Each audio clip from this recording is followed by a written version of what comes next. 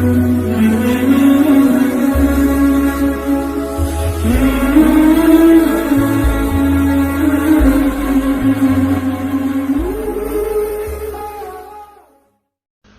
اللہ الرحمن الرحیم علیکم ورحمۃ اللہ وبرکاتہ نحمده ونصلی علی رسولہ الکریم اما بعد فاعوذ باللہ من الشیطان الرجیم بسم اللہ الرحمن الرحیم انما المؤمنون اخوہ وقال في موضع آخر سبحان الذي أسرى بعبده ليلا من المسجد الحرام إلى المسجد الأقصى الذي باركنا حوله لنريه من آياتنا إنه هو السميع البصير وقال النبي صلى الله عليه وسلم لا تزال طائفة من أمتي ظاهرين على الحق لا يضرهم من خالفهم أو كما قال عليه الصلاة والتسليم اللهم صل على محمد في أول وأوسط وآخر كلامنا صلى الله عليه وسلم اللهم صل على محمد عدد ما في علم الله صلاة دائمة بدوام ملك الله رب اشرح لي صدري ويسر لي أمري واحلل عقدة من لساني يفقهوا قولي تمام تعریفیں اس پاک پروردگار عالم کے لیے جس نے ہمیں دو قبلے عنایت فرمائے۔ درود و سلام و آقا مدنی سرکار دو عالم حضرت محمد الرسول اللہ صلی اللہ علیہ وسلم کی ذات بابرکت پر، جن کے ذریعے سے اللہ تبارک و تعالیٰ نے ہمیں ایک دائمی قبلہ کعبۃ اللہ کی شکل میں عنایت فرمایا۔ حضرات گرامی قدر و امت مسلمہ کے نوجوانوں، بات چل رہی ہے ارض مقدسہ سے متعلق۔ اللہ تعالیٰ نے قرآن مجید میں یا قوم ادخلوا الارض المقدسۃ التی، ارض مقدس کا تذکرہ فرمایا ہے۔ یہ ارض مقدس کون سی ہے؟ ارض کہتے ہیں زمین کو، ارض مقدس کے معنی تقدیس والی، عظمت والی، فضیلت والی، مقام و مرتبے والی۔ ارض مقدس وہ زمین جس کو اللہ نے تقدس عنایت فرمایا۔ اس کے متعلق پچھلے ہفتے یہ بات گزری کہ اللہ تعالیٰ نے مجھے اور آپ کو دو قبلے عنایت فرمائے۔ ایک ٹیمپروری قبلہ جس کو اللہ تعالیٰ نے ارض مقدس فرمایا ہے، جسے آج کے جغرافیائی اعتبار سے زمین کے بٹوارے کے حساب سے بیت المقدس یا بیت مقدس یا مسجد اقصی یا فلسطین یا پیلسٹائن کہا جاتا ہے۔ اور اس کا رشتہ میرا اور آپ کا نبی کریم صلی اللہ علیہ وسلم کی آمد کے بعد سے نہیں ہے۔ آمد سے پہلے بھی جتنے اللہ کے ماننے والے بندے تھے، ان تمام بندوں کا قبلہ اللہ تعالیٰ نے بیت المقدس کو بنایا تھا۔ اور اس کی کچھ رودادیں پچھلے ہفتے گزری ہیں۔ فلسطین، ارض مقدس، پیلسٹائن، بیت المقدس کو انبیاء کا مدفن اور مسکن کہا جاتا ہے۔ پچھلے ہفتے بات گزر چکی ہے۔ مدفن، دفن کرنے کی جگہ، مسکن زندگی گزارنے کی جگہ۔ اور یہ بات بھی گزری کہ تقریباً بنی اسرائیل کے 300 انبیاء علیہم السلام اس ارض مقدس پر تشریف لائے،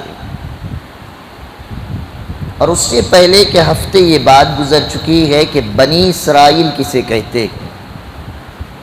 اور یہ بات بھی میں نے پچھلے ہفتے عرض کی تھی، بنی اسرائیل اور پیلسٹائن کا چولی دامن کا ساتھ ہے، لازم ملزوم ہے،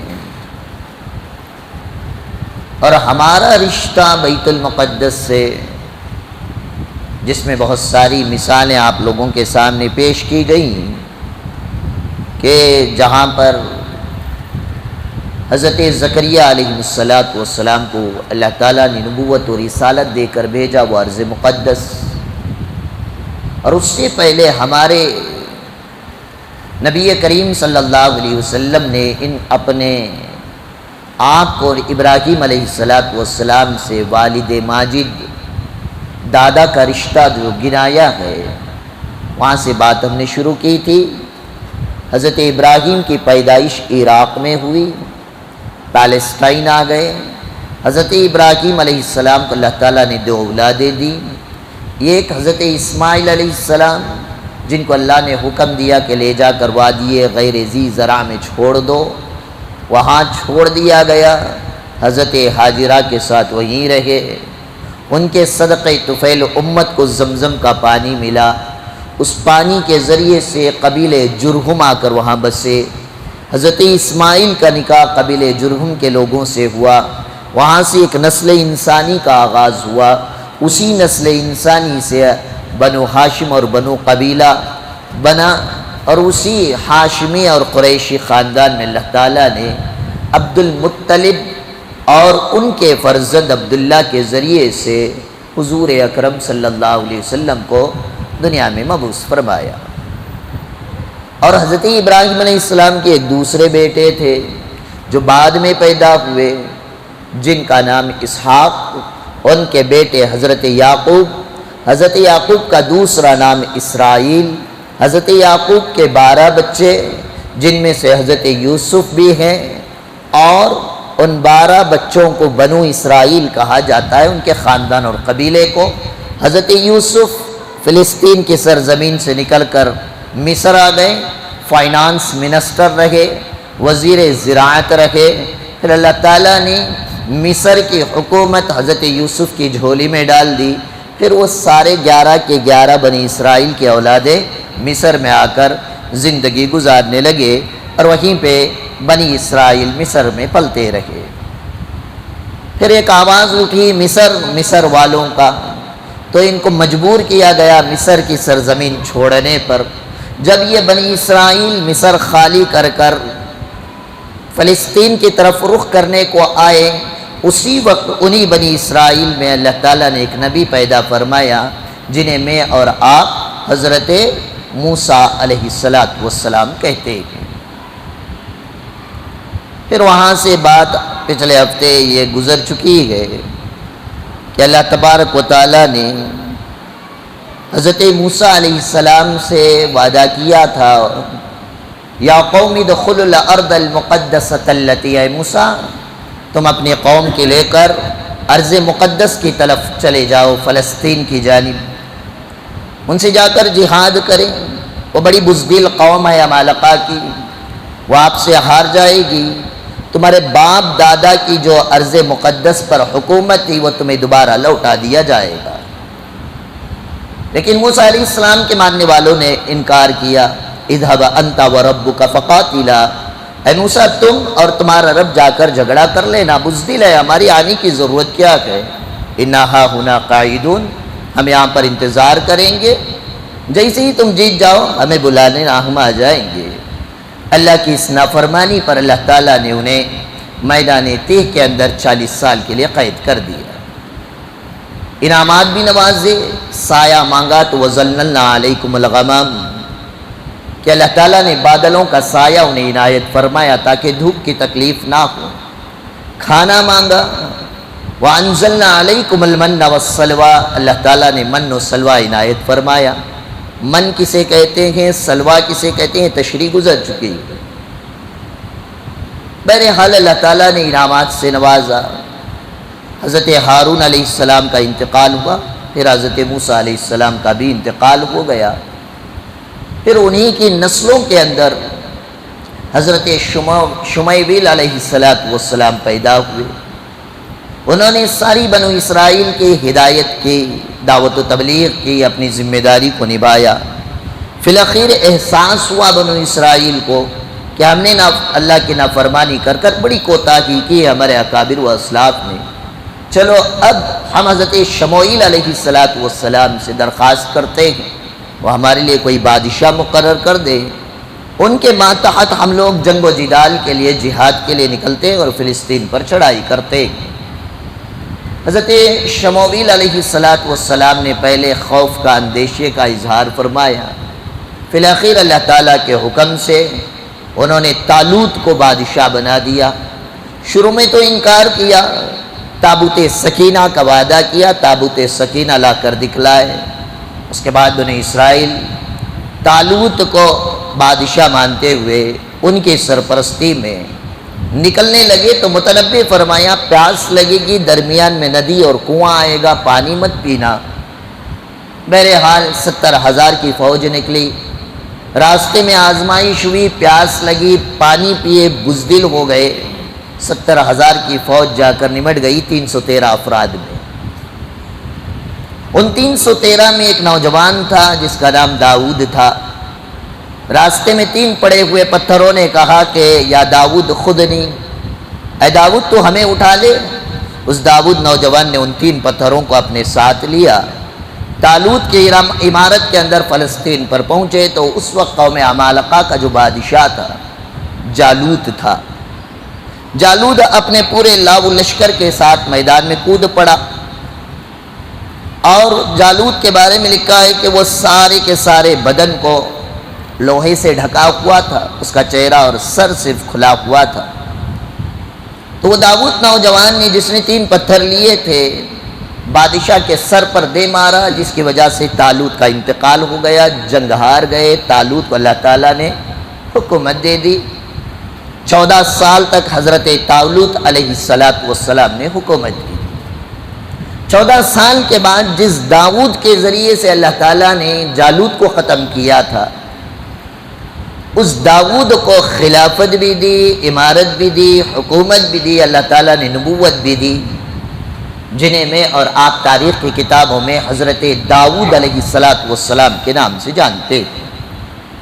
حضرت داؤد علیہ السلام نے 40 سال تک اپنی حکومت کی، اور اپنی حکومت کے آخری دنوں کے اندر پالسٹائن کی سرزمین، فلسطین کی سرزمین پر، ارض مقدس پر اللہ تبارک و تعالیٰ کی عبادت کے لیے ایک گھر تعمیر فرمایا۔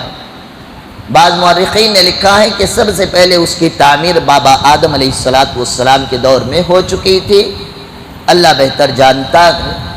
لیکن تاریخ میں جہاں پر ہیکل سلیمانی کا تذکرہ ملتا ہے، حضرت داؤد علیہ السلام نے اس کی بنیادیں رکھی، اس کا پایہ ڈالا۔ حضرت داؤد علیہ السلام کے انتقال کے بعد اللہ تعالیٰ نے وہ حکومت، نبوت، سرپرستی اللہ تعالیٰ نے حضرت سلیمان علیہ السلام کو دی۔ حضرت سلیمان علیہ السلام نے وہاں پر جو تعمیر کھڑا فرمائی اور ایک عبادت خانہ بنایا، جس میں 12,000 سے زیادہ لوگوں نے اور بے شمار جناتوں نے مل کر اس کی تعمیر کی۔ اس تعمیر کو، اس عبادت خانے کو، اس مسجد کو سلیمان علیہ السلام نے تعمیر کی تھی، اس لیے اس کا نام دیا گیا ہیکل سلیمانی۔ تو غرض یہ ہے کہ بہت ساری باتیں قرآن مجید کے آیات کے اندر سے پچھلے ہفتے ان ساری باتوں کا تذکرہ ہو چکا ہے، اور بالکل آخر میں نے پچھلے ہفتے آپ کے سامنے یہ بات عرض کی تھی، بیت المقدس یا فلسطین یا پیلسٹائن یا یروشلم یا مسجد اقصی، قبۃ الصخرہ، یہ صرف ایک جگہ کا نام نہیں ہے، ایک سارے علاقے کا نام ہے۔ بہرحال یہاں تک تو تفصیلی بات پچھلے ہفتے گزر چکی تھی، ہیڈ لائن سناتے ہوئے آیا ہوں۔ حضرت طالوت کی 14 سالہ حکومت، حضرت داؤد کی 40 سال، اس کے بعد حضرت سلیمان علیہ السلام کی 40 سال حکومت ہوئی۔ سلیمان علیہ السلام کی 40 سالہ حکومت کے بعد سلیمان علیہ السلام کے 2 بچے تھے، تو وہ ساری حکومت 2 حصوں میں بٹ گئی۔ ایک حکومت کا نام یہودا تھا اور دوسری حکومت کا نام اسرائیل تھا، کیونکہ 12 قبیلے چلے آ رہے تھے حضرت یعقوب علیہ السلام سے اسرائیل کے، تو یہ بنو اسرائیل کے 12 قبیلوں میں سے چوتھا قبیلہ یہودا اور حضرت یعقوب علیہ السلام کے آخری بیٹے بنیامین کا جو آخری قبیلہ تھا، یہ دونوں ایک ہو گئے۔ ان کو نچلا حصہ جنوب کی حکومت دی گئی جو زیادہ طاقتور نہیں تھی، 2 قبیلے اس میں آباد تھے، اس قبیلے کا نام یہودا تھا، اور یہودا قبیلے کی جو کیپٹل سٹی تھی اس کا نام یروشلم تھا، اور باقی 10 بھائی مل کر ایک حکومت بنائی اوپر، اس حکومت کو قبیلے کا نام دیا گیا اسرائیلی حکومت، اور وہ اسرائیلی حکومت کی جو کیپٹل سٹی تھی اس کو کہا جاتا ہے سامرا۔ یہ کیپٹل سٹیز کے نام ہیں۔ 200-300 سال تک یہ حکومت برابر سرابر چلتی رہی۔ چونکہ پچھلے ہفتے بات گزر چکی ہے، مصر ایجپٹ کی ان کی کٹر کی دشمنی تھی۔ 300 سال کے بعد ایجپٹ مصر کی حکومت نے اسرائیلی جو حکومت طاقتور تھی اس پر حملہ کیا، کافی نقصان پہنچایا، بہت سارا مال اس نے لوٹا، لوٹنے کے بعد دوبارہ ایجپٹ چلا گیا، حکومت نہیں کیا، حکومت انہیں کو چھوڑ دی۔ اور بعض کتابوں میں لکھا ہوا ہے دوسری مرتبہ آشوری ایک حکومت تھی جو ملک شام کی حکومت تھی، اسی آشوری سے اس کا نام سیریا بنا ہے۔ تو آشوری ملک شام کی سیریا کی حکومت نے دوبارہ اسرائیل پر حملہ کیا، نتیجتاً اسرائیل کو کافی نقصان پہنچا، حکومت ختم ہونے کے ڈگر پر آ گئی، اور کچھ بچے کچھ لوگ جو تھے اسرائیل کے وہ یہودا میں آ گئے، جو بنیامین اور یہودا کی حکومت تھی حضرت سلیمان علیہ السلام کے دوسرے بیٹوں کی، وہاں پر آ کر انہوں نے زندگی گزارنا شروع کیا۔ زندگیاں چلتی گئی، ان کے اندر پھوٹ آتا گیا، اختلافات بڑھتے گئے، ایک دوسرے کے اندر دشمنیاں آتی گئی، تقریباً یہ سلسلہ 400 سال تک جاری رہا۔ 400 سال کے بعد جب ان کی بدمعاشیاں بڑھ گئی تو اس وقت کا ایک بڑا ایمپائر تھا، بابلائن ایمپائر، جسے بابل کی حکومت، عراق کی حکومت کہی جاتی ہے۔ اس بابل شہر کا جو سب سے بڑا بادشاہ تھا اسے تاریخ میں بخت نصر کہا جاتا ہے۔ اگر اس کو آپ انگلش کے اندر اس ہسٹری کو پڑھیں گے تو نیبوکادنیزر کے نام سے اس کی ہسٹری ملتی ہے۔ نیبوکادنیزر، بخت نصر نے یروشلم پر، پیلسٹائن پر حملہ کیا۔ حملہ کرنے کے بعد بخت نصر کافی طاقتور فوج تھی، بڑا ایمپائر تھا۔ اس وقت دنیا میں 4 بڑے ایمپائرز چل رہے تھے، اس میں بابل کی حکومت، بخت نصر کی حکومت ایک بڑی سپر پاور طاقت اپنے اندر رکھتی تھی۔ اس نے حملہ کیا اور بیت المقدس، ملک شام وغیرہ کے علاقے کو اپنے کنٹرول میں لے لیا۔ لینے کے بعد بخت نصر کی پالیسی یہ تھی، جس طرح کی پالیسی آج امریکہ کرتا ہے، تو اس نے انہی یہودیوں میں سے ایک کو اس زمین کا بادشاہ بنا دیا۔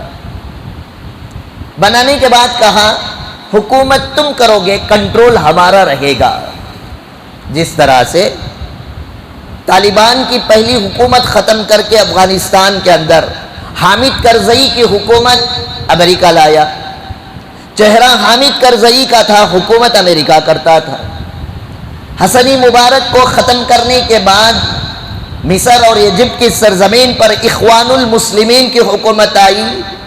جمہوریت کے بلبوتے پر ڈاکٹر حافظ محمد مرسی کو اللہ تبارک و تعالیٰ نے اقتدار سنبھالنے کی طاقت دی، تو مسلمانوں کا غلبہ امریکہ کو دیکھا نہ گیا، آپسی اختلاف ڈال کر میدان میں زبردستی جنگ لڑا، حافظ محمد مرسی کو جیل کی سلاخوں میں کیا اور وہاں پر ڈکٹرشپ کے لیے سی سی کو بٹھا دیا اور کہا سی سی تمہاری حکومت کرے گا، تمہارے لیے رہبری کرے گا، لیکن لا اینڈ آرڈر امریکہ کا چلے گا۔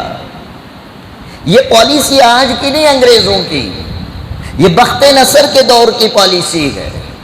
اسی لیے کہتا ہوں ایمان والو، تاریخ پڑھو، تاریخ پڑھو گے تو تمہیں پتا چلے گا کہ فیوچر میں آپ کا دشمن کون سا قدم اٹھانے والا ہے۔ یہ جو آج جو سازشیں حکومتی سیاسی اعتبار سے جو کچھ پارٹیوں کی چل رہی ہے، یہ کوئی نئی پارٹیاں یا نئی پالیسیاں نہیں ہیں، یہ ساری پرانی پالیسیاں ہیں جس کو دوبارہ لاگو کیا جا رہا ہے۔ بدقسمتی یہ ہے کہ آج کی قوم مسلم تاریخ، ہسٹری اور اتہاس کو پڑھنا ہی نہیں چاہتی۔ پڑھیں گے تو نہ پتا چلے گا۔ بخت نصر یہی پالیسی کے ساتھ اپنی حکومت کر رہا تھا، وہی پالیسی آج کا امریکہ استعمال کر رہا ہے اور دوسروں کو دہشت گرد کہتا خود دہشت گردی کرتا ہے۔ بخت نصر نے پیلسٹائن کی سرزمین پر اپنے حکومت کا پنجہ گاڑ لیا، یہودیوں میں سے ایک کو بادشاہ بنا کر کہا حکومت تم کرو گے، اس کا جو کچھ تمہارے ملک سے فائدہ ہوگا اس کا اتنے پرسنٹ ٹیکس تم بخت نصر کو عطا کرو گے۔ حکومت چلتی رہی۔ اسی درمیان میں اس وقت اس سرزمین پر اللہ کے جو نبی تھے حضرت ارمیہ علیہ السلام کے نبی کا دور تھا۔ اب بخت نصر کی حکومت میں بعض لوگوں نے وہ جو بخت نصر نے جس کو بادشاہ بنایا تھا آ کر ورغلایا، یہودیوں نے کہا زمین ہماری، ہمارے باپ داداؤں کی، اللہ نے ارض مقدس کا وعدہ کیا تھا، ہمارے باپ داداؤں نے خون بہا کر اس کو آزاد کرایا، ہم اس کو ٹیکس کیوں دیں گے؟ بادشاہ سے کہا ایک کام کرو، تم حکومت سے بغاوت کرو، ہم تمہارا ساتھ دیتے۔ حضرت ارمیہ علیہ السلام نے منع فرمایا، بھلائی کا حکم دیتے رہے، برائی سے روکتے رہے، لیکن ایک نہیں مانا۔ نتیجتاً پیلسٹائن کے بادشاہ نے بخت نصر سے بغاوت کر ڈالی۔ بغاوت کی تو بخت نصر پورے طیش میں آیا، آنے کے بعد اپنی ایک بڑی فوج لے کر دوسری مرتبہ اٹیک کیا، ایسا اٹیک کیا یہودیوں کا قتل عام کیا گیا، کسی یہودی کو چھوڑا نہ گیا۔ بعض مورخین نے اپنے طبقات وغیرہ میں لکھا ہے 6 لاکھ یہودیوں کو قتل کیا گیا، 6 لاکھ یہودیوں کو۔ کچھ ڈر کر بھاگ گئے، کچھ کو جلا وطن کر دیا گیا، جو مجبور تھے، بوڑھے تھے، کمزور تھے، اپاہج تھے۔ اور 6 لاکھ یہودی جو خوبصورت تھے، مست تھے، تگڑے تھے، عورتوں کو باندیاں بنائی گئی، مردوں کو غلام بنا کر انہیں بابل کی طرف لے کر بخت نصر واپس چلا گیا۔ اور اس بخت نصر کے حملے میں فلسطین کو اتنا نقصان پہنچا، سارا یروشلم خراب، تباہ و برباد ہو گیا۔ مسجد اقصی ہیکل سلیمانی کی اینٹ سے اینٹ بجا دی گئی اور بیت المقدس کی بے حرمتی کر دی گئی، اور یہاں سے کوئی مسلمان زندہ نہ بچا تھا۔ حتیٰ کہ بعض یہود مورخین لکھتے ہیں ہیکل سلیمانی کو جب بخت نصر نے توڑا، اسی ملبے کے نیچے تابوت سکینہ جس کا تذکرہ پچھلے ہفتے گزرا، حضرت شموئیل علیہ السلام کے ذریعے سے، طالوت کے ذریعے سے اللہ نے جو عطا فرمایا تھا وہ بھی اسی ملبے کے اندر دفن ہو گیا، اور ان کے مربی اور ان کے ماننے والے سارے کے سارے وہیں پہ ختم ہو گئے۔ اور اس کے تقریباً 148 سال کے بعد قرآن میں اس ارض مقدس کی ہسٹری ملتی ہے۔ اللہ تعالیٰ ارشاد فرماتے ہیں او کالذی مر علی قریۃ وہی خاویۃ علی عروشہا، اس شخص نے دیکھا۔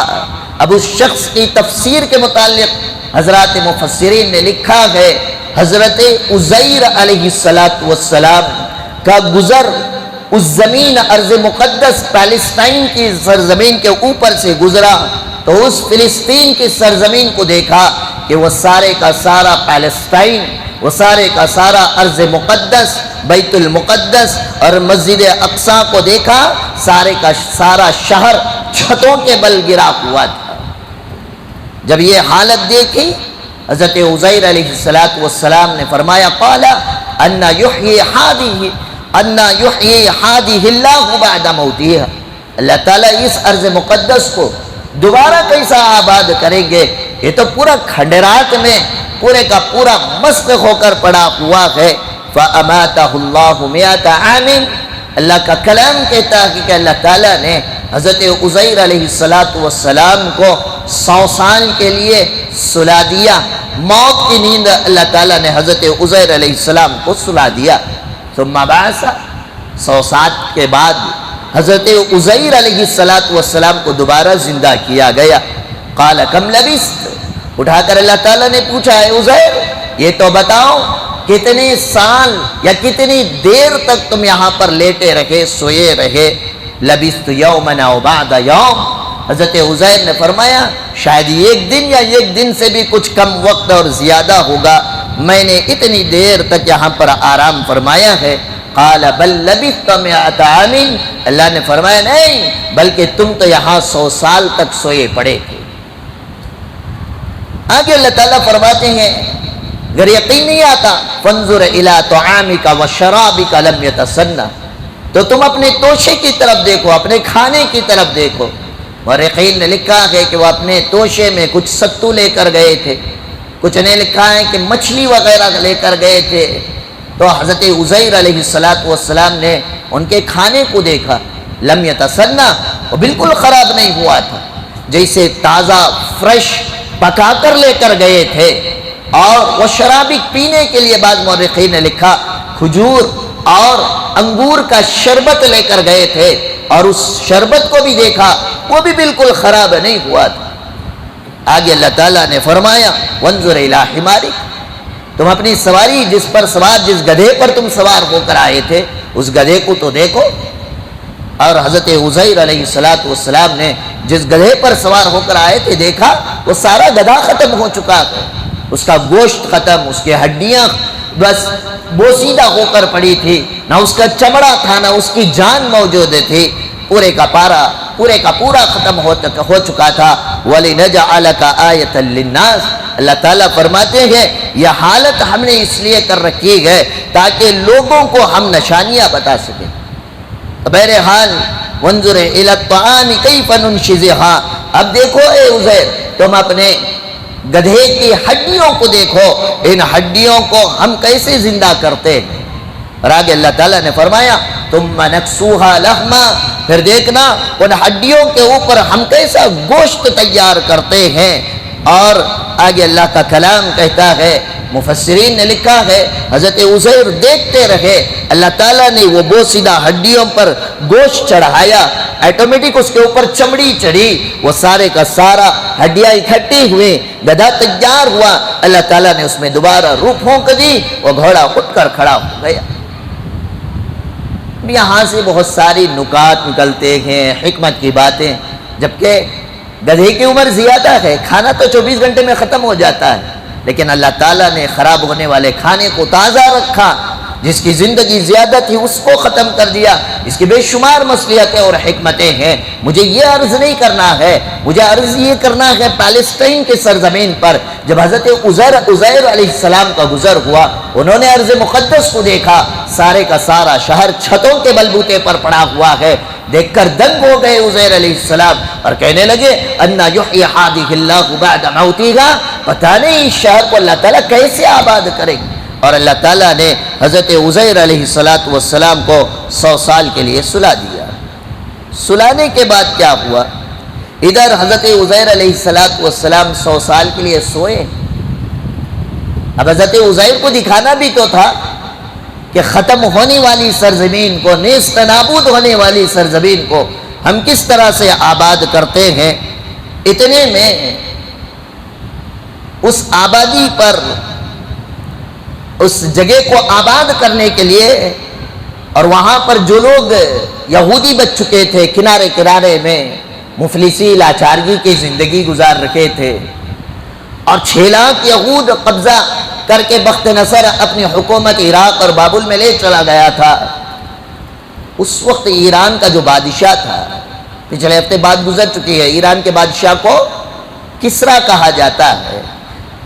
جو اس وقت جو کسرا کا بادشاہ تھا اس کے متعلق لکھا ہے وہ سائرس تھا.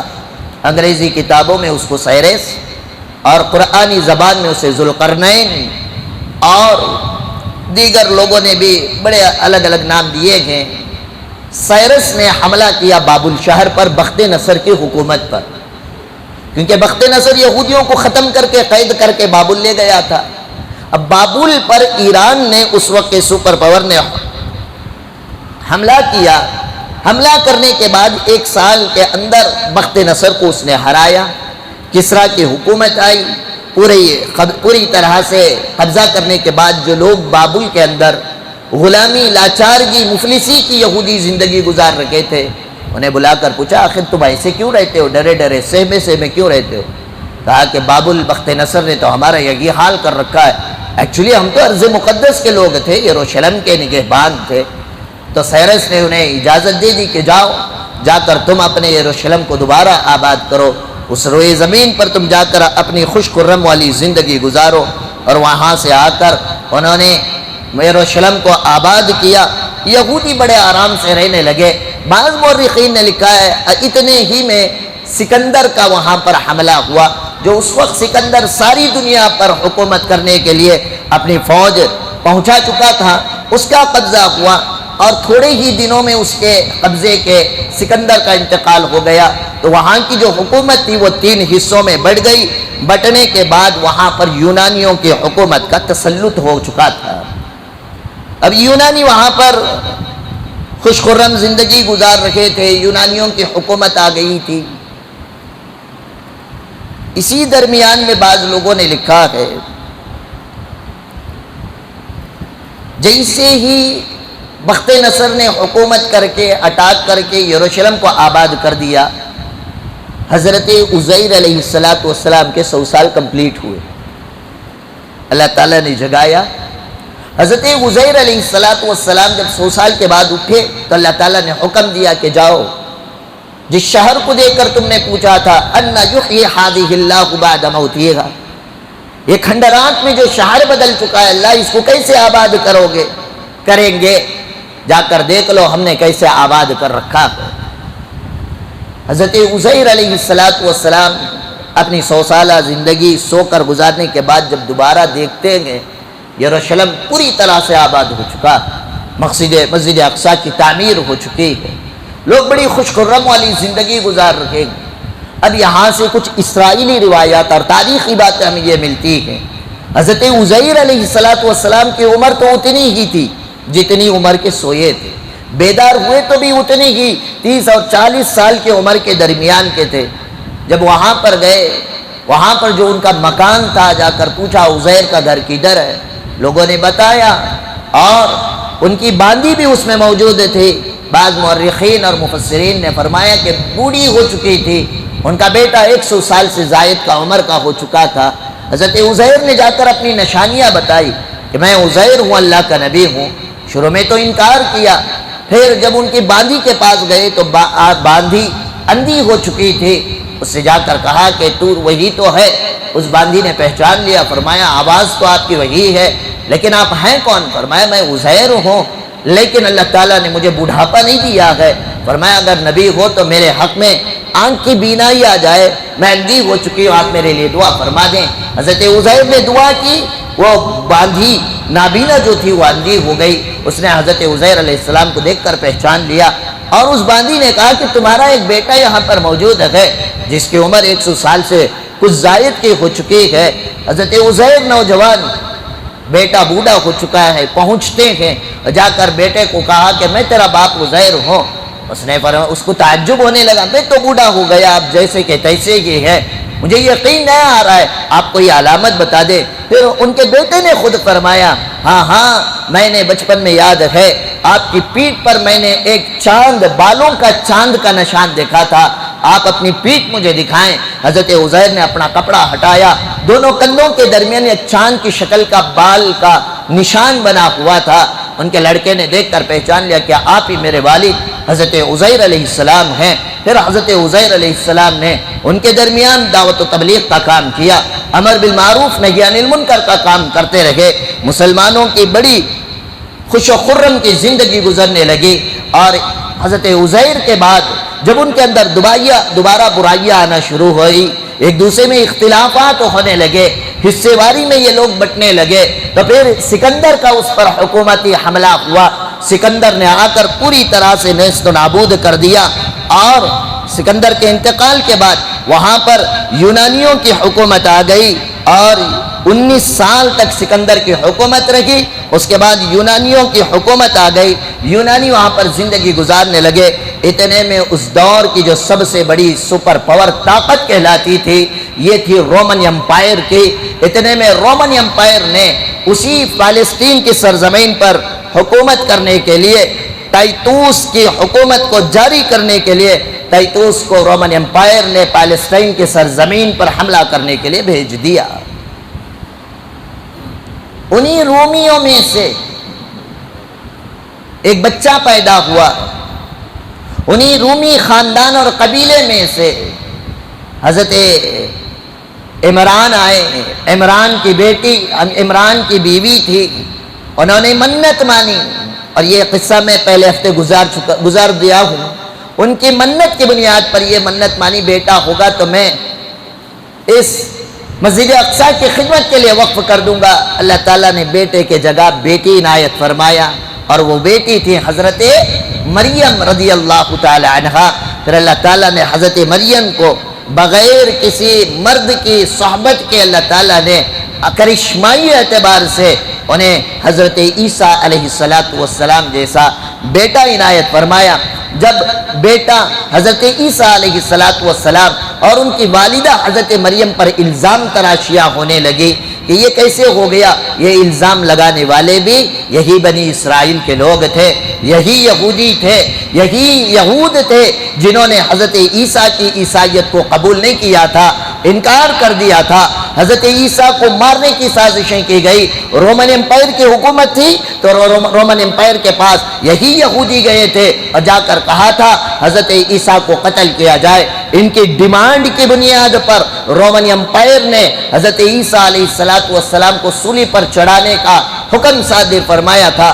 ان کی کتاب اور تاریخ کے مطابق عیسیٰ علیہ السلام کو سولی پر چڑھا دیا گیا، لیکن میرا اور آپ کا کلام اللہ تعالیٰ قرآن مقدس میں ارشاد فرماتے ہیں حضرت عیسیٰ علیہ السلام کو ہم نے زندہ آسمان پر اٹھا لیا۔ مفسرین نے لکھا ہے حضرت عیسیٰ کی شکل کا ایک بندہ تھا، حواری تھا، اس کو پکڑ کر لے گئے اور لے جا کر انہوں نے سولی پر چڑھا دیا۔ حضرت عیسیٰ کی پیدائش جہاں ہوئی وہ مسجد اقصیٰ ہے۔ حضرت مریم کو جہاں حضرت عیسیٰ پیدا ہوئے وہ مسجد اقصیٰ قبۃ الصخرہ ہے، وہ مسجد قبۃ الصخرہ جہاں پر گول ٹوب ہے۔ حضرت عیسیٰ نے جس جھولی میں اللہ تبارک و تعالیٰ کی نبوت کا اعلان کیا وہ مسجد قبۃ الصخرہ کی جگہ ہے۔ جس جگہ پر حضرت عیسیٰ علیہ السلام کو سولی پر رومن امپائر کے حکومت نے چڑھانے کا جو دعویٰ کر رکھا ہے وہ جگہ بھی وہی مسجد قبۃ الصخرہ ہے۔ اس لیے وہ جگہ کو عیسائی بھی بہت تبرک کی نظر سے، تقدس کی نظر سے، احترام کی نظر سے دیکھتے ہیں۔ بہرحال جس دن حضرت عیسیٰ کو یہودیوں نے قتل کرنے کو کہا، وہ ان کا عید کا دن تھا۔ رومن امپائر کے بادشاہ نے کہا تھا کہ بتاؤ آج عید کا دن ہے، ہر عید کے دن پر ہم ایک آدمی کو آزاد کرتے ہیں، اب تمہارے سامنے دو چوائسز ہیں، ایک عیسیٰ بن مریم ہے، یہ کہ سب سے بڑا ڈینجر جو 100 لوگوں سے زائد لوگوں کا قاتل ہے، ایک یہ ہے، یہ ظالم ہے، بتاؤ کس کو قتل کیا جائے؟ تب بھی یہودیوں نے کہا حضرت عیسیٰ کو ختم کیا جائے۔ لہٰذا انہی کے کہنے کی بنیاد پر رومن امپائر کی حکومت، ٹائٹوس کی رومن امپائر حکومت نے انہیں بھی ختم کیا۔ لیکن جب یہ یہودی اسی رومن امپائر کے خلاف بغاوت کرنے لگے تو ٹائٹوس نے، رومن امپائر کی حکومت نے دوبارہ اس پیلسٹائن کی سرزمین پر رہنے والے یہودیوں کو ختم کرنے کے لیے ایک حملہ کیا گیا۔ اسی حملے کے اندر وہ ہیکل سلیمانی، حضرت سلیمان علیہ السلام کی تعمیر کردہ جو ہیکل سلیمانی مسجد اقصی تھی، اس کی اینڈ سے اینڈ بجا دی، اس کو ختم کر دیا، یہودیوں کا قتل عام کیا گیا، انہیں وہاں سے بھگا دیا گیا۔ اس وقت جو ٹائٹوس رومن امپائر کی حکومت نے یہودیوں کو بھگا کر کہا تمہیں ایک جگہ پر کہیں بھی اگر رک جاؤ گے تمہارا قتل عام کر دیا جائے گا، اس وقت کچھ یہودی جو بھاگے وہاں کی سرزمین کو چھوڑ کر، اس کے بعد سے یہودیوں کو دوبارہ ملنے کا موقع نہیں ملا۔ 1970 میں تقریباً 1840 کو 7 سال کے بعد دوبارہ یہودی زمین پر ملے۔ اس وقت جو یہودی بھاگے یہ صرف ایک علاقے میں نہیں، یہ پرشین امپائر میں بھی گئے، اس وقت کے رومن امپائر میں بھی پناہ لینے کے لیے گئے، جگہ جگہ پر مدینے میں بھی 3 قبیلے حضور صلی اللہ علیہ وسلم کے دور میں یہودیوں کے ملتے ہیں۔ خیبر میں آ کر انہوں نے اپنا اڈا جمایا تھا، میرے نبی کی سیرت میں ان کا مقام ملتا ہے۔ اور اسی وقت ہندوستان میں بھی کچھ یہودی آ گئے تھے، اور میں آپ کی اطلاع کے لیے بتاتا چلو یہودی ہمارے اس شہر بنگلور کے اندر بھی موجود ہیں، اور ان کا قبرستان بالکل ہمارے علاقے میں ہی موجود ہے، لیکن ہمیں نہیں پتا۔ میسور روڈ کا جو مسلمانوں کا قبرستان ہے، اس قبرستان کو مومن پورہ کا جو روڈ جاتا ہے، اس روڈ میں دیکھیں ایک چھوٹا سا گیٹ لگا ہوا ہے، وہاں 2 سال میں ایک میت آتی ہے تدفین کے لیے، اور کبھی اندر جا کر دیکھیں وہ یہودیوں کا قبرستان یہاں پر موجود ہے۔ ہم سوچتے ہیں یہودی ہمارے درمیان نہیں ہے، ہم سوچتے ہیں یہودی ہندوستان میں نہیں ہے۔ میں آپ کی اطلاع کے لیے بتانا چاہتا ہوں ہمارے علاقے کے اندر ان کا قبرستان موجود ہے۔ جب کبھی یہودی کوئی مرتا ہے 1.5-2 سال کے بعد اگر کوئی ایک جنازہ وہاں پر آتا ہے تب جا کر دیکھ لینا ان کی کتنی آبادی ہمارے شہر بنگلور کے اندر موجود ہے۔ اور یہ 1 نمبر کے فتین ہیں، شیطان کا فتنہ بھی ان کے فتنوں کے سامنے ہیٹ اور کم پڑ جاتا ہے۔ 1 نمبر کے بدماش قوم ہے، اور یہی ہے یہودی جنہوں نے تقریباً 47 نبیوں کو انہوں نے قتل کیا ہے۔ یہی یہودی ہیں جنہوں نے اپنی ڈیمانڈ کی بنیاد پر رومن امپائر سے عیسیٰ علیہ السلام کو قتل کرنے کا منصوبہ بنایا۔ اتنا ہی نہیں، مدینہ طیبہ میں ان کے 3 قبیلے موجود تھے۔ اللہ کے نبی حضرت محمد الرسول اللہ صلی اللہ علیہ وسلم مسجد نبوی میں جب پہنچے، 13 اپنی نبوت کے 13 سال گزارنے کے بعد مدینہ طیبہ گئے، مدینے میں دین کی دعوت و تبلیغ کا کام کیا۔ وہاں پر بنو قریظہ، بنو نذیر نے بلا کر جو مارنے کی سازش کی گئی، ہمارے نبی کو جس عورت نے کھانے میں زہر ملا کر دیا تھا وہ کوئی اور قوم نہیں تھی، وہ یہی یہودی قوم ہے جس نے میرے نبی کو زہر دے کر مارنے کی کوشش کی، اوپر سے چٹان گرا کر مارنے کی کوشش کی۔ یہ جہاں بھی رہے فتنے مچائے ہیں، ان کے گھٹیوں کے اندر فتنہ اور فساد آیا ہے۔ یہ بات رومن امپائر اچھی طرح سے جانتا تھا، اس لیے جیسے ہی اس نے یروشلم پر اٹیک کیا، ٹائٹوس نے یہ فرمان جاری کر دیا کہ سارے یہودیوں کو جتنی ہماری رومن امپائر کی حکومت ہے اس حکومت سے باہر کر دیا جائے۔ اب اس کے بعد ہوا کیا، یہ رومن جو امپائر تھے یہ لوگ بھی آگ کی پوجا، بتوں کی پوجا کیا کرتے تھے۔ رومن امپائر کا ایک بادشاہ گزرا ہے جو امپیریئر کانسٹینٹائن جس کا نام ہے، سن 320 عیسوی میں اس نے اعلان کر دیا کہ میں کرسچینٹی کو قبول کرتا ہوں۔ 320 سے پہلے کانسٹینٹ بت پرستی اور پوجا پاٹ کرتا تھا، اور رومن امپائر کافی بڑی تھی۔ اب اس نے اعلان کر دیا 320 عیسوی کے اندر، کیوں؟ اس لیے کہ اس کے ماننے والوں میں کچھ عیسائی لوگ تھے، حضرت عیسیٰ علیہ السلام کو ماننے والے۔ انہوں نے کہا کہ دیکھو تمہاری حکومت دن بدن کمزور ہوتی جا رہی ہے، اگر تم یہ سلیب آڑی کاڑی جو کرسچینٹی کا نشان اور سمبل ہوتا اس کو لے کر اگر تم اپنی جنگ میں جاؤ گے، سارے عیسائی تمہارے سپورٹ میں آ جائیں گے اور تم جنگ جیت جاؤ گے۔ اب اس نے وہ سلیب کو لے کر آگے بڑھا، جیت کے بعد جیت، جیت کے بعد جیت ملتی گئی، تو اس کے دل میں یقین ہو گیا عیسیٰ علیہ السلام اس دور کے سچے نبی تھے، ان کے ماننے ہی میں کے اندر خیر ہے۔ لہذا امپائریئر کانسٹینٹائن نے اعلان کر دیا کہ ہماری جو حکومت ہے آج سے میں عیسائی ہو چکا ہوں، اور ہمارا جو اسٹیٹ کا ریلیجن ہوگا یہ ریلیجن بھی عیسائی ریلیجن ہوگا۔ ورنہ اس سے پہلے اگر آپ دیکھیں گے رومن امپائر کے اندر ریلیجن والی کوئی حکومت نہیں چلتی تھی، ان کا ایک عجیب قسم کا سیکولرزم کا حکومت تھا۔ پھر یہ رومن امپائر کے بھی دو ٹکڑے ہو گئے تھے، ایسٹ کا الگ ہو گیا، ویسٹ کا الگ ہو گیا تھا۔ بہرحال اس کے بعد سے رومن امپائر کے جب اس نے اعلان کر دیا کہ میں کرسچینٹی کو قبول کرتا ہوں، اور اس نے کرسچینٹی کے بلبوتے پر یہودیوں کو ختم کرنے کے لیے پیلسٹائن کی سرزمین پر حملہ کیا، تو پوری طرح سے نیست و نابود کر دیا۔ اس حملے کے اندر صرف ایک دیوار ہیکل سلیمانی کی باقی رہ گئی تھی، جس کو ویسٹرن وال کہا جاتا ہے۔ آج بھی وہ ویسٹرن وال پیلسٹائن کی سرزمین پر موجود ہیں۔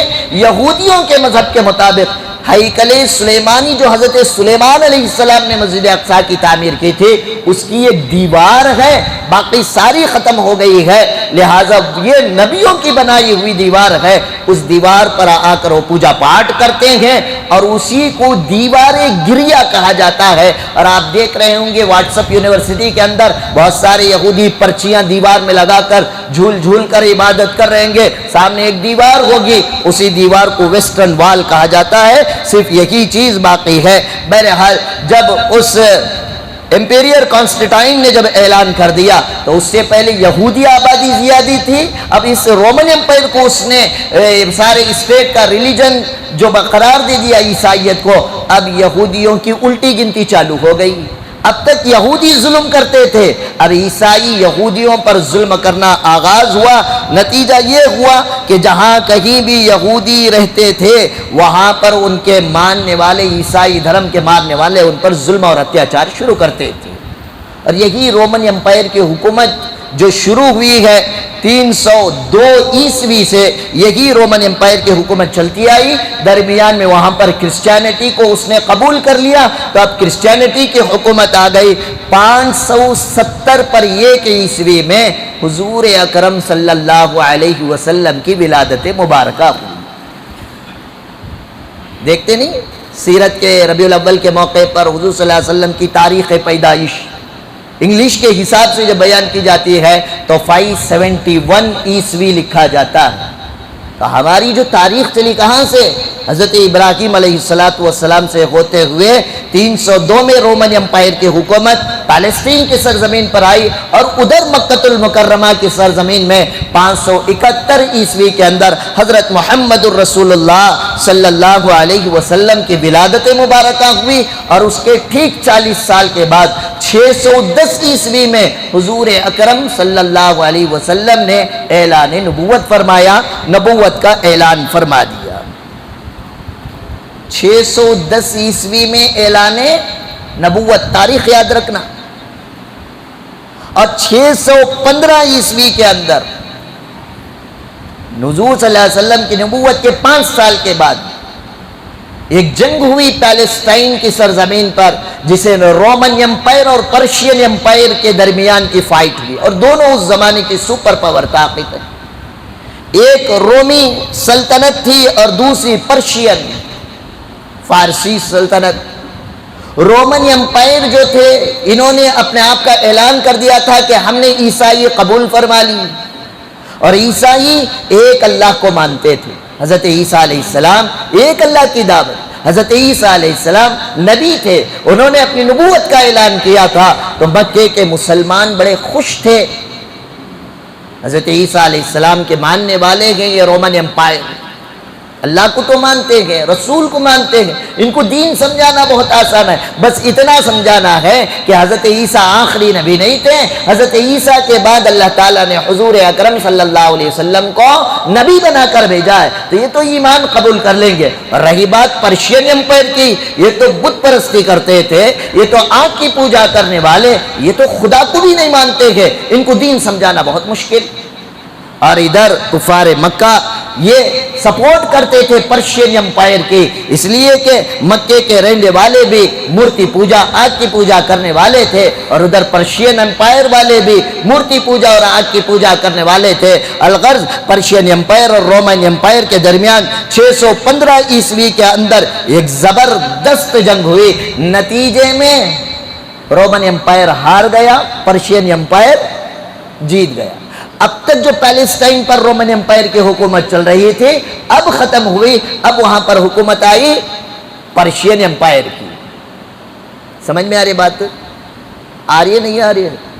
جیسے ہی ہوا مسلمان بڑے غمزدہ ہو گئے جو مکے میں رہ رہے تھے، اس لیے کہ اللہ کو ماننے والوں کی شکست ہو گئی، رومن امپائر ہار گئے تھے، اور مکے کے کفار مشرکین بڑے خوش ہو رہے تھے، بتوں کو پوجنے والے، آگ کی پوجا کرنے والوں کو اللہ تعالیٰ ہمارے بھگوانوں نے، ہمارے لات و منات نے انہیں کامیابی دی، اب ان کی حکومت آ گئی۔ اسی دور میں اللہ تبارک و تعالیٰ نے قرآن مجید میں آیت اتاری، الف لام میم غلبت الروم۔ اللہ تعالیٰ نے الف لام میم اتار کر امت کو یقین دلایا اور کہا رومن کی حکومت دوبارہ غالب آ کر رہے گی۔ لوگ مذاق اڑاتے تھے، وہ رومن جو پرشین امپائر سے ہار گیا اب وہ غالب آ کر رہے گا۔ اللہ کے نبی صلی اللہ علیہ وسلم پر جب آیتیں اتری حضرات صحابہ کا یقین تھا، نتیجہ کیا ہوا؟ ٹھیک 9 سال کے بعد اللہ تبارک و تعالیٰ نے اسی فلسطین کی سرزمین پر جس پرشین امپائر کو غالب عطا فرمایا تھا اس پر رومن امپائر کو بھاری ڈلا کر ہرقل کی حکومت دوبارہ پیلسٹائن کی سرزمین پر آ گئی۔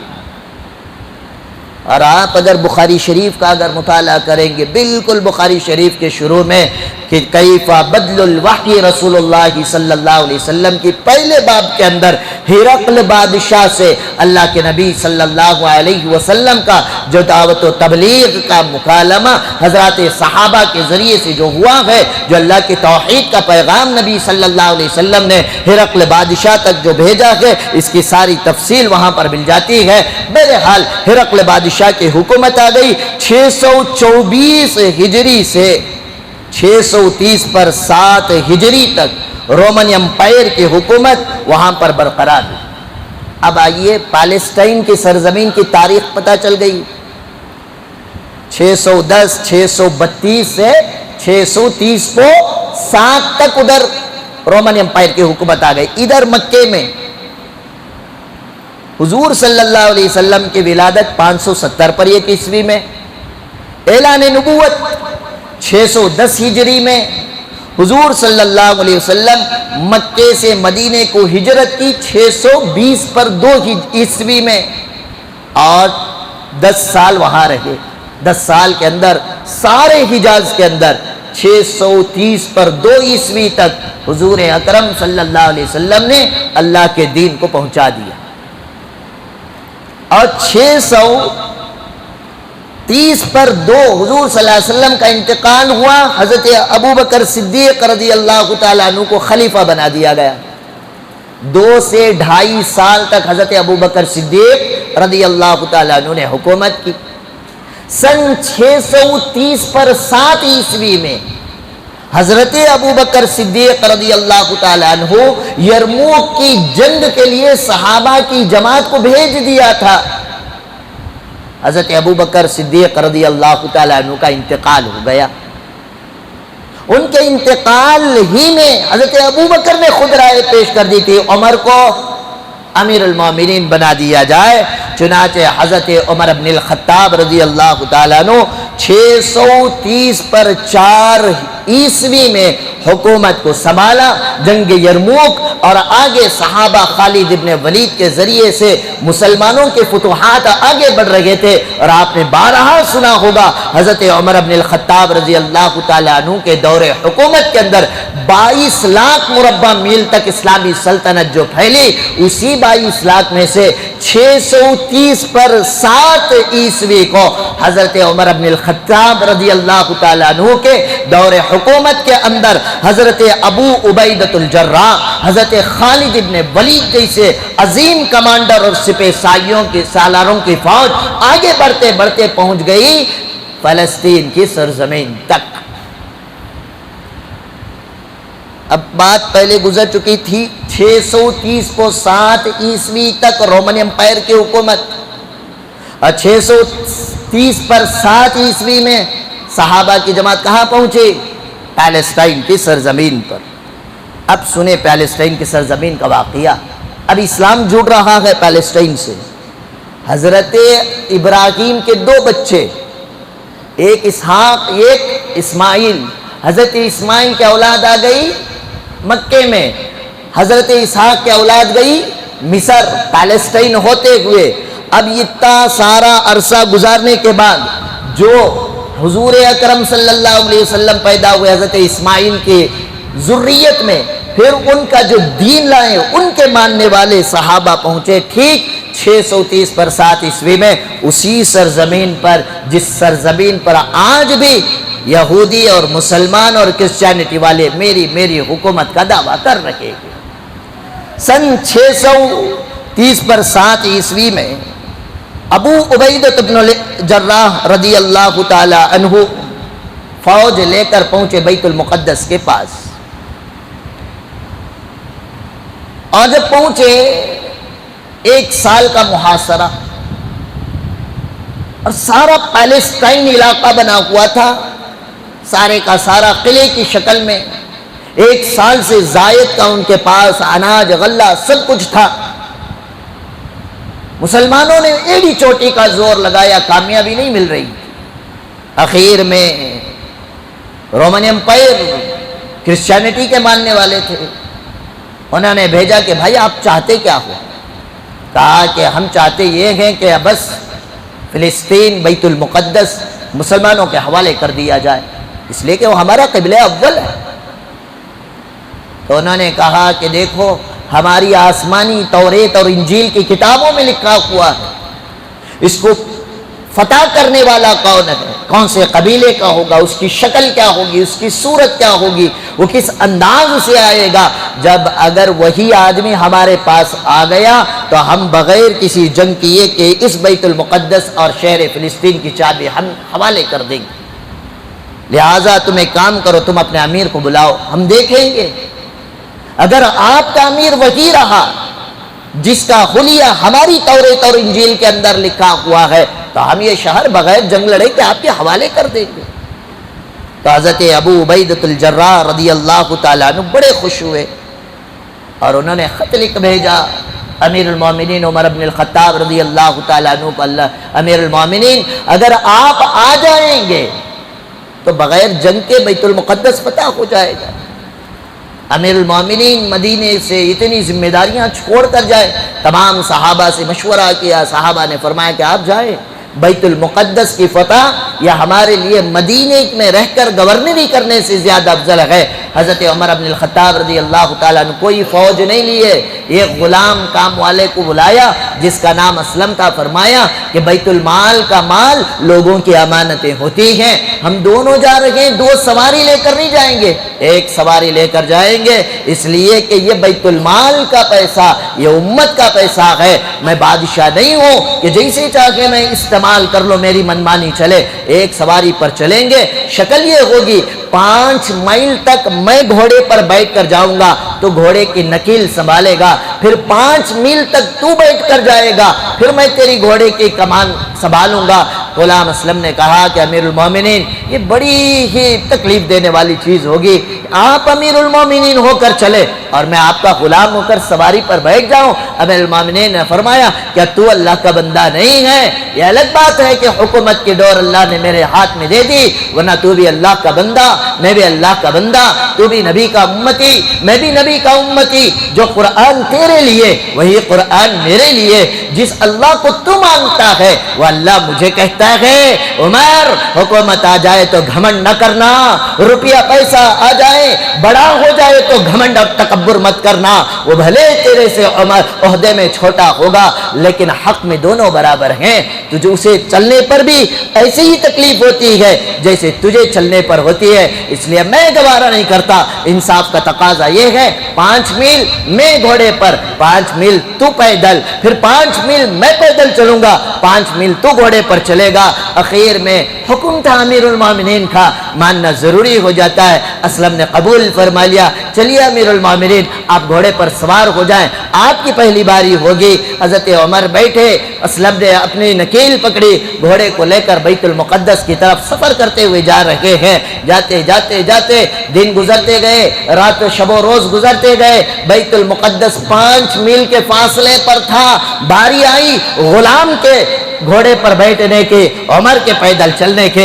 عمر اترے اور اسلم سے کہا اے اسلم آجا گھوڑے پر سوار ہو جا۔ فرمایا امیر المومنین بیت المقدس سامنے آ گیا ہے، آپ مسلمانوں کے رہبر ہیں، امیر ہیں، آپ ساری امت مسلمہ کے اس وقت سردار ہیں، آپ پیدل چلے اور آپ کا غلام گھوڑے پر چلے، یہ گوارا نہیں دیتا، آپ بیٹھ جائے، میں آپ کا خادم ہوں، آپ کی نکیل کو پکڑ کر چلوں گا۔ حضرت عمر نے فرمایا پتہ نہیں ان 5 میل کا فاصلہ کرتے کرتے عمر پر موت آ جائے گی تو کیا منہ دکھاؤں گا کہ میں نے ایک غلام پر ظلم کیا، ظلم کرنے کی حالت میں میں نے اپنی امت سے جدائی اختیار کر لی، یہ حال میں برداشت نہیں کر سکتا۔ اسلم تجھے آنا پڑے گا، یہ امیر المومنین کا حکم ہے۔ جہاں عمر کا حکم آ گیا اسلم فوراً چڑھے ہوئے، حضرت عمر نے گھوڑے کی نکیل پکڑی، چلے آ رہے ہیں، سارے کے سارے مسلمان کھڑے ہیں۔ جاء امیر المومنین، جاء امیر المومنین، لو جی مسلمانوں کا امیر آ گیا، مسلمانوں کا امیر آ گیا۔ آواز جب چلی پیلسٹائن کے لوگ، وہ رومن امپائر کی حکومت، وہ عیسائی، وہ حفاظت کرنے والے، وہ سارے فوجی اپنے قلعے کی دیواروں پر کھڑے ہو کر دیکھنے لگے کون آ گیا؟ مسلمانوں کا امیر آ گیا، چلو دیکھو توریت کو لاؤ، انجیل کو لاؤ، زبور کو لاؤ، آسمانی کتابوں کو لاؤ، فادرز کو، پادریوں کو لاؤ۔ کتابیں پڑھتے گئے، دیکھتے جا رہے ہیں، جو گھوڑے پر بیٹھا ہے وہ تو نظر نہیں آ رہا ہے کہ امیر المومنین کی کوئی نشانی نظر نہیں آ رہے۔ فرمایا جب نیچے دیکھا گیا توریت میں جو آیتیں، جو نشانیاں بیت المقدس کے فتح کرنے والے انسان کے بارے میں تھے، وہ ساری نشانیاں پیدل چل کر آنے والے اس انسان کے اوپر نظر آ رہے تھے۔ کپڑوں کو دیکھا، مورخین نے لکھا ہے 16 پیوند لگے ہوئے تھے حضرت عمر کے جھبے پر۔ جیسے ہی دیکھا وہ سارے فادری، وہ سارے کے سارے فادر چلا اٹھے، دیکھو وہ آ گیا جس کی بشارت توریت میں، انجیل میں بیت المقدس کے فاتح کا دیا گیا ہے، وہ شخص آ گیا۔ وہ سارے کے سارے رومن امپائر کی حکومت، وہ سارے کے سارے عیسائی فلسطین کا دروازہ کھول دیتے ہیں، حضرت عمر کے استقبال میں کھڑے ہو جاتے ہیں۔ جیسے حضرت عمر آئے بیت المقدس کی چابی حضرت عمر کے حوالے کر دی، اور کرنے کے بعد فرمایا کیا آپ آئیں؟ ہماری توریت اور انجیل کہتی ہے کیا آپ وہی ہیں جو بیت المقدس کو فتح کریں گے؟ اس لیے ہم بغیر کسی کا خون بہائے اس کی حکومت آپ کے حوالے کرتے ہیں۔ اسی کا تذکرہ اللہ نے قرآن میں فرمایا سیماہم فی وجوہہم من اثر السجود ذالک مثلہم فی التوراۃ ومثلہم فی الانجیل۔ قرآن کہتا ہے صحابہ کی جماعت یہ وہ مقدس جماعت ہے جن کی مثالیں اللہ نے توریت اور انجیل میں بیان فرمائی۔ جنہوں نے توریت اور انجیل کو پڑھا وہ میرے عمر کو سمجھ گئے، بغیر جنگ لڑے کے بیت المقدس کی چابیاں حوالے کر دی۔ افسوس ہوتا ہے آج کے مسلمان پر کہ جس عمر کو یہود اور نصاری پہنچ گئے، آج تو 20 اور 8 رکعت کی تراویح کا مسئلہ رکھ کر اس عمر کو بدعتی کہتا ہے۔ شرم آنی چاہیے تیری دینداری پر۔ غرض یہ ہے کہ حضرت عمر جیسے ہی آئے اندر داخل ہوتے ہیں، اذان اور نماز کا وقت ہوتا ہے، حضرت عمر کہتے ہیں کہ بات ہم بعد میں کریں گے، پہلے اللہ کا شکریہ ادا کرنے کے لیے نماز پڑھنی ہے۔ حضرت عمر سے رومن امپائر کے بادشاہوں نے کہا کہ آئیے، آپ کی مسجد ہماری گرجا الگ نہیں ہے، آؤ آ کر آپ ہماری چرچ ہی کے اندر عبادت کر لیں۔ فرمایا کہ عمر تمہاری چرچ میں عبادت نہیں کرے گا۔ کیوں نہیں کرو گے؟ کیا یہ جگہ پاک نہیں؟ فرمایا اس لیے نہیں، اگر میں آج یہاں پر نماز پڑھ لیا، میرے جانے کے بعد میرے ماننے والے کہیں گے یہ وہ جگہ ہے جہاں پر عمر نے نماز پڑھی تھی، ہم یہاں اس کو توڑ کر مسجد کی تعمیر کریں گے۔ میں کسی اور عبادت کے ماننے والوں کو ٹھیس پہنچا کر مسجد کی تعمیر کرنا نہیں چاہتا، اس لیے آپ مجھے گرجا گھر میں عبادت کرنے سے پابند نہ بنائے۔ حضرت عمر آئے، باہر صحن میں کھلی جگہ پر نماز ظہر ادا فرمائی، اور آج بھی اسی بیت المقدس کے قریب ایک مسجد موجود ہے جس مسجد کو مسجد عمر کہا جاتا ہے۔ حضرت عمر 10 دن قیام فرمایا، ایک مسجد تعمیر فرمائی۔ اسی محفل کے اندر حضرت بلال بھی تھے۔ فرمایا بلال بڑی آرزو ہو گئی ہے تمہاری اذان بلالی کو سن کر، آج یہ عمر کا دل چاہتا ہے کاش بیت مقدس کے اوپر نبی کا سپنا خواہش کے مطابق یا قبل اول فتح ہوا ہے، یہاں پر ایک اللہ کا گھر تعمیر ہوا ہے، میری عمر کی خواہش ہے کہ اذان بلالی ہو جائے۔ حضرت بلال کی وہ اذان ایسی تھی، سارے صحابہ دوران اذان روتے رہے، خود حضرت بلال کی ہچکیاں آ گئی، لیکن اذان دیتے دیتے سست آ گئے۔ حضرت بلال کی اذان ہوئی، حضرت عمر نے اس جگہ پر نماز پڑھائی۔ اس کے بعد ان یہودیوں، ان کرسچینٹی کے عیسائیوں، رومن امپائر سے ایک صلح نامہ ہوا، ایک باقاعدہ بیٹھ کر کمپرومائز لیٹر لکھا گیا۔ اس کے بعد وہاں پر مسلمانوں کی حکومت آئی۔ وہ صلح نامہ کیا تھا، کیا حکومتی تدابیر اختیار کیے گئے، اس کے بعد وہاں پر جب تک رومن امپائر تھی یہودیوں کو داخل ہونے کی اجازت نہیں تھی۔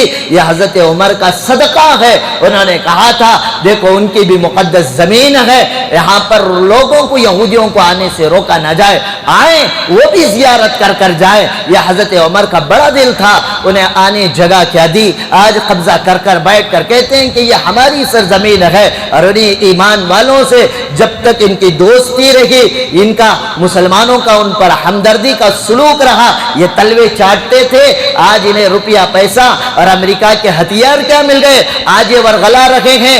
ایمان والوں یاد رکھو، اللہ وحدہ لا شریک لہ کی قسم کھا کر کہتا ہوں، فلسطین کی سرزمین پر اگر حکومت قائم ہوگی، لا تزال طائفۃ من امتی ذاکرین علی الحق، اللہ کے نبی صلی اللہ علیہ وسلم نے فرمایا میری امت میں ایک جماعت ایسی ہوگی جو ہمیشہ حق کی وکالت کرتے ہوئے آگے بڑھے گی، لوگوں کی مخالفت لا یضرهم من خالفہ، وہ ساری دنیا ان کے مخالف ہو جائے انہیں کوئی نقصان نہیں پہنچا سکتے، ایسی مقدس جماعت کی حکومت اللہ تعالیٰ فلسطین کی سرزمین پر عطا فرمائیں گے، اور مجھے امید ہے وہ کوئی اور جماعت نہیں، یہی فلسطین کے لوگ ہیں جو اولاد صحابہ ہیں، جن کے سینوں کے اندر ایمانی حرارت کانپ رہا ہے، ہتھیار نہیں ہے، ڈنڈا اور پتھر ہی کو اپنا AK-47 اور بم بنا کر یہ یہودیوں سے پچھلے 75 سالوں سے لڑتے آ رہے ہیں۔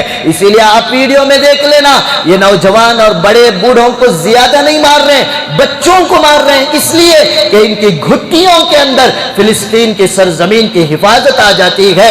ماں کا جنازہ جا رہا ہے، ایک 12-13 سالہ بچہ ماں کے جنازے پر کھڑ کر انتقال کے قریب کہتا ہے قل اشہد لا الہ الا اللہ، اے ماں تو لا الہ الا اللہ پڑھ لے، میں ہوں بیت المقدس کی حفاظت کے لیے، تو بھلے آج جا رہی ہوگی لیکن میری زندگی جب تک ہے میں مسجد اقصی کی حفاظت کے لیے ٹھہرا ہوں۔ یہ 12 سالہ بچے کے جذبات ہیں جو میرے قوم کے افراد میں آج 40 اور 50 کے میں اور آپ ہو گئے، لیکن ہمارے اندر وہ اس جذبات، وہ ایمانی حرارت نہیں گئی۔ ایسا ایمان رکھنے والی قوم یہ فلسطین کے قوم ہے، انشاءاللہ ثم انشاءاللہ کامیابی دے گا، اللہ تعالیٰ ان کو فتح اور نصرت سے ہمکنار کرے گا۔ بس میں اور آپ یہاں پر بیٹھ کر ان کے لیے کچھ نہیں کر سکتے، تو ادباً گزارش ہے نمازوں کا اہتمام کریں، جب بھی دعا کے لیے ہاتھ اٹھائیں عرض مقدس کی حفاظت کے لیے دعا فرمائیں کہ اللہ تعالیٰ ہمارے جان مال کی جس طرح حفاظت فرما رہے ہیں، اللہ تعالیٰ فلسطین کے مسلمانوں کی جان کی، مال کی، آبرو کی، عزت کی حفاظت فرمائے۔ اللہ مسجد اقصی کو یہودیوں کے شکنجے سے آزاد فرمائے۔ اللہ تعالیٰ قبل اول کی حفاظت کے لیے اللہ ہم سب کا انتخاب فرمائے۔ اللہ تعالیٰ بستروں پر مرنے سے اللہ کے راستے میں شہادت کی موت اللہ ہم سب کو نصیب فرمائے۔ وآخر دعوانا ان الحمدللہ۔